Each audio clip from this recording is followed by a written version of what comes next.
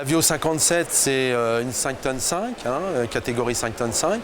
Donc, entre autres, c'était le premier modèle que Yanmar a sorti en 95, la 5 tonnes Curon, sans déport, zéro taille fine. Donc, ça veut dire qu'elle dépasse ni devant ni derrière. Donc ça, c'est important. Et du fait de ces patins asymétriques, la rend beaucoup plus stable parce que ça augmente la largeur tout en ayant toujours 2 mètres 1995 de largeur. La flèche s'est améliorée puisqu'ils sont quand même à la 3e génération de ce modèle. La flèche est plus typée chargement pour augmenter la hauteur de déversement dans les semis, parce que c'est souvent une pelle de chargement de semis, les 6-4.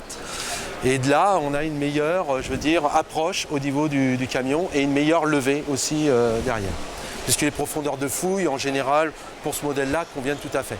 Donc, du fait que Yanmar a inventé le zéro taille fine, de là, ils ont aussi, au niveau de l'accessibilité, toujours amélioré le coût de maintenance. C'est d'ailleurs pour ça que Yanmar a été très prisé chez des loueurs, parce qu'en coût de revient, à terme, est beaucoup plus économique que certaines. Donc, toujours pareil. Tout est accessible, on démonte des panneaux pour accéder à la pompe, le démarreur est sous le siège, toutes les pièces principales à changer, comme le distributeur sous le plancher, sont accessibles très rapidement.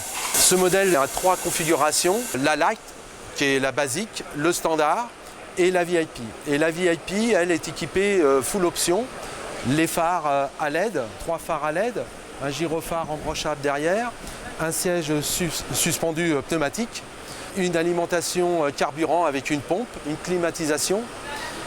Et surtout sur la VIP, c'est qu'on peut mettre un contrepoids additionnel pour augmenter la charge de levage.